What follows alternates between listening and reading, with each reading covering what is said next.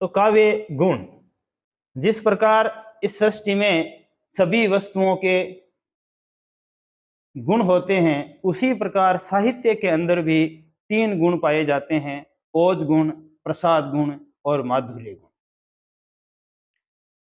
बिना गुण के इस संसार में कोई वस्तु नहीं है। तो काव्य में भी कोई न कोई गुण अवश्य होता है, उसकी पहचान के लक्षण होते हैं और उन्हीं पर हम चर्चा करेंगे। गुण का सीधा सा अर्थ होता है कि दोष का अभाव गुण कहलाता है, यानी दोषों का जो अभाव होता है उसे गुण कहते हैं।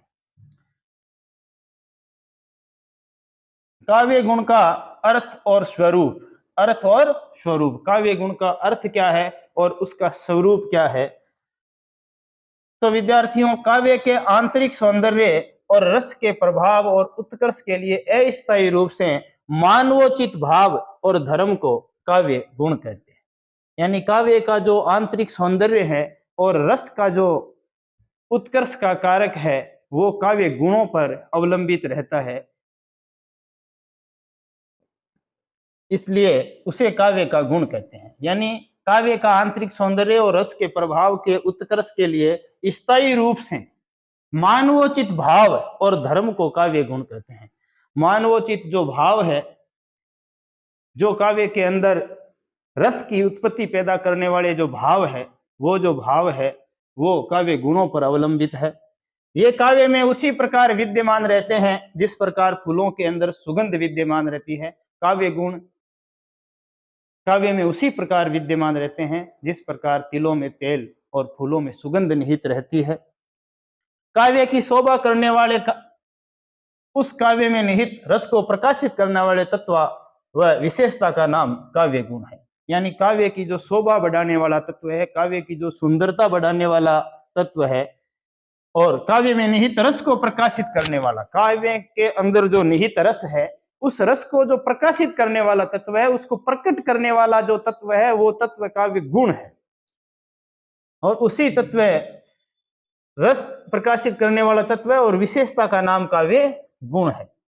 गुणहीन काव्य अधम कोटि का काव्य माना जाता है। जिस काव्य में गुण नहीं है वो काव्य अधम कोटि का है, वो नीच कोटि का काव्य माना जाता है। उस काव्य को हम उत्तम काव्य की श्रेणी में नहीं रख सकते। इसलिए काव्य के अंदर गुणों का होना नितांत आवश्यक है। काव्य रीतियां काव्य गुणों पर अवलंबित रहती है। काव्य के लिखने की 3 रीतियां हैं, वैदर्भी, गौड़ी और पांचाली। वो जो तीनों जो रीतियां हैं वो काव्य गुणों के ऊपर अवलंबित रहती है। काव्य गुणों के प्रतिष्ठापक आचार्य वामन माने जाते हैं, परंतु गुण विवेचना का इतिहास भरत मुनि से प्रारंभ होता है। ये पंक्ति बड़ी महत्वपूर्ण है कि काव्य गुणों के जो प्रतिष्ठापक आचार्य हैं वो आचार्य वामन है, तथा गुणों के इतिहास का जो विवेचन किया है वो आचार्य भरत मुनि ने किया है। काव्य गुणों पर विद्वानों के महत्वपूर्ण जो विचार है,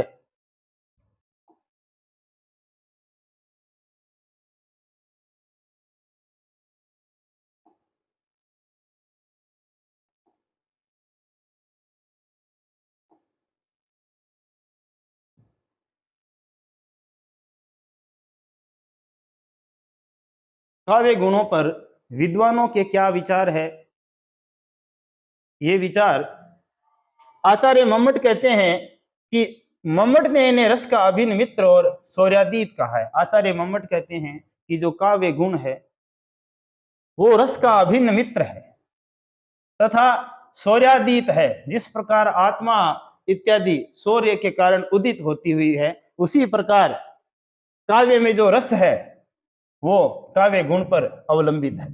मम्मट के अनुसार गुण रस के उत्कर्ष का रूप धर्म है। आचार्य मम्मट कहते हैं कि काव्य के अंदर जो रस है वो गुण के कारण निहित है, इसलिए काव्य में गुणों का होना नितांत आवश्यक है। आचार्य मम्मट काव्य गुणों की परिभाषा देते हुए कहते हैं कि वे रस्यांगिनो धर्म शौर्यादया इवात्मनम उत्कर्ष हेतु स्वस्थ्यु अचल स्थितियों गुणा। आचार्य मम्मट कहते हैं कि काव्य क्या, ये स्थांगिनो धर्म है, ये स्थांगिनो धर्म है, सौर्याद्यात इवात्मने उत्कर्ष हेत्वेस्तु अचल स्थितियों गुण, अर्थात वह रस के अनिवार्य अंग है। ये रसस्यो रस्यांगिनो, यानी रस का अनिवार्य जो अंग है वो काव्य क्या है? गुण है। सौर्याद्यात इवात्मने, जिस प्रकार आत्मा आदि का शौर्य से उत्कर्ष होता है, उसी प्रकार गुणों से काव्य में रस का क्या होता है? उत्कर्ष होता है, ऐसा आचार्य मम्मट कहते हैं। वामन के अनुसार काव्य में आंतरिक शोभा रखने वाला धर्म को काव्य गुण कहते हैं। आचार्य वामन के अनुसार काव्य की जो आंतरिक शोभा बढ़ाने वाला तत्व है वो काव्य गुण है, ऐसा आचार्य वामन कहते हैं। वामन कहते हैं काव्य शोभाया कर्तारो धर्मा गुणा, काव्य शोभायो कर्तारो धर्मा गुणा, ये जो परिभाषा है बड़ी महत्वपूर्ण है, आचार्य वामन की है। वामन के अनुसार गुण काव्य का नित्य धर्म तथा अलंकार अनित्य धर्म है। आचार्य वामन कहते हैं कि काव्य में अलंकार हो या न हो, परंतु काव्य के अंदर गुणों का होना नितांत आवश्यक है, ऐसा आचार्य वामन कहते हैं। और आचार्य वामन काव्य में गुणों को नित्य धर्म मानते हैं और अलंकार को अनित्य धर्म मानते हैं। भरत मुनि के अनुसार दोष का विपर्य गुण है, अतः एवं विपर्यास्ता गुणा काव्य सुकीर्तिता। आचार्य भरत मुनि ने काव्य की परिभाषा देते हुए, गुण की परिभाषा देते हुए कहा है कि विपर्यास्ता गुणा काव्य सुकीर्तिता। आचार्य बोध कहते हैं कि गुणों से रहित काव्य अलंकृत होने पर भी सर्वणीय नहीं है। तो आचार्य बोध की यह परिभाषा है कि अलंकृतमति काव्यम न श्राव्य गुणे वर्जित, गुणे वर्जित, यानी अलंकृतमपि काव्यम न श्राव्य गुणा वर्जित, अर्थात गुण रहित जो काव्य है वो सर्वणीय नहीं है, गुणों से रहित जो काव्य है वो सर्वणीय नहीं है, वो सुनने योग्य नहीं है।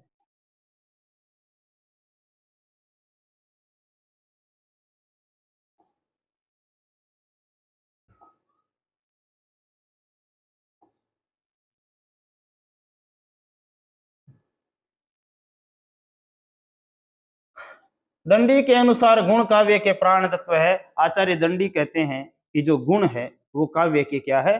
प्राण तत्व है। रामचंद्र शुक्ल, आनंद वर्धन, मम्मट और विश्वनाथ ने गुण को रस आश्रित माना है तथा श्याम सुंदरदास ने गुणों को शैली पर आश्रित माना है। ये जो पंक्ति है वो बड़ी महत्वपूर्ण है कि आचार्य रामचंद्र शुक्ल, आचार्य आनंद वर्धन, मम्मट और विश्वनाथ काव्य गुण को रस आधारित मानते हैं, काव्य गुण को रस आधारित मानते हैं, तथा पंडित जो विश्वनाथ है वो काव्य गुण को शैली आधारित मानते हैं। ये पंक्ति महत्वपूर्ण है परीक्षा की दृष्टि से कि आचार्य रामचंद्र शुक्ल, आनंद वर्धन, मम्मट, विश्वनाथ ने गुण को रस आधारित माना है तथा श्याम सुंदर दास ने गुण को शैली के अंतर्गत माना है। फिर ये डॉक्टर नगेंद्र की महत्वपूर्ण परिभाषा है। अभी तक आरपीसी का ध्यान नगेंद्र पर नहीं गया है, तो आने वाले समय में हो सकता है कि नगेंद्र की परिभाषा किसी प्रतियोगिता परीक्षा में पूछे। नगेंद्र कहते हैं कि गुण काव्य के उन उत्कर्ष साधक तत्वों को कहते हैं जो मुख्य रूप से रस के और गौण रूप से शब्दार्थ के नित्य धर्म है, ऐसा आचार्य नगेंद्र कहते हैं। काव्य गुणों की संख्या पर विभिन्न मत। तो अभी हमने काव्य गुणों की परिभाषा पे चर्चा की। अब काव्य शास्त्रियों और आचार्यों ने काव्य में गुणों की संख्या कितनी है उन संख्या निर्धारण में अपने अपने मत दिए। हम इन मतों पर चर्चा करते हैं। काव्य गुणों की निर्धारण में आचार्य भरत मुनि ने नाट्य शास्त्र में 10 गुणों का उल्लेख किया है। आचार्य भरत मुनि ने एक ग्रंथ लिखा नाट्य शास्त्र, और उस नाट्य शास्त्र में उन्हें गुणों की संख्या 10 बताई, और उन 10 गुणों में उन्होंने सलेश बताया, प्रसाद बताया, समता, समाधि, माधुर्य, ओज, पद सुकुमार्या, अर्थ, व्यक्ति, उदारता और कांति, ये 10 जो गुण है वो आचार्य भरत मुनि ने अपने नाट्य शास्त्र में बताए हैं, वो 10 महत्वपूर्ण है। बार बार ये परीक्षाओं में भी पूछे जाते हैं कि आचार्य भरत मुनि ने जो काव्य में 10 गुण बताए हैं, निम्न में से कौन सा गुण नहीं है, या भरत मुनि द्वारा बताए गए गुण कौन से हैं। तो ये महत्वपूर्ण है। भरत मुनि ने नाट्य शास्त्र में 10 गुणों का उल्लेख किया है, जिसमें सलेश, प्रसाद, क्षमता, समाधि, माधुर्य, ओज, पद सुकुमार्य, अर्थ व्यक्ति, उदारता और कांति, ये 10 गुण है वो भरत मुनि ने बताए हैं। दंडी ने भी 10 गुणों को ही मान्यता दी है। आचार्य जो दंडी है उन्होंने भी गुणों की जो संख्या है वो 10 बताई है। आचार्य जो वामन है, आचार्य वामन गुणों की संख्या 20 बताते हैं। आचार्य वामन कहते हैं कि 10 गुण शब्दगत है और 10 गुण अर्थगत है, ऐसा आचार्य वामन कहते हैं। तो गुणों की संख्या के निर्धारण में आचार्य जो भरत मुनि है वो गुणों की संख्या 10 बताते हैं। आचार्य दंडी गुणों की संख्या 10 बताते हैं। आचार्य वामन गुणों की संख्या 20 बताते हैं। आचार्य वामन कहते हैं कि 10 गुण शब्दगत है और 10 ही गुण अर्थगत है। भोज ने गुणों की संख्या सबसे अधिक 48 बताई है। सबसे अधिक गुण भोज ने बताए हैं। आचार्य कुंतक 2 गुण मानते हैं, औचित्य और सौभाग्य। जो आचार्य कुंतक है वो काव्य गुणों की संख्या 2 मानते हैं। एक मानते हैं औचित्य और दूसरा सौभाग्य। आचार्य कुंतक कहते हैं कि काव्य में 2 गुण है, एक औचित्य और एक सौभाग्य। अग्नि पुराण में काव्य गुणों की संख्या 18 बताई गई है। अग्नि पुराण जो ग्रंथ है उसमें काव्य गुणों की संख्या 18 बताई गई है। आचार्य देव ने काव्य गुणों की संख्या 12 बताई है और उन 12 में आचार्य देव कहते हैं कि 10 तो दंडी ने जो गुण स्वीकार किए वो है, और इसके अतिरिक्त 2 गुण, एक यमक और दूसरा अनुप्रास, आचार्य देव ऐसा कहते हैं। तो आचार्य देव ने काव्य गुणों की संख्या 12 बताई, जिसमें 10 दंडी के गुण और 2 अतिरिक्त गुण, एक यमक और एक अनुप्रास।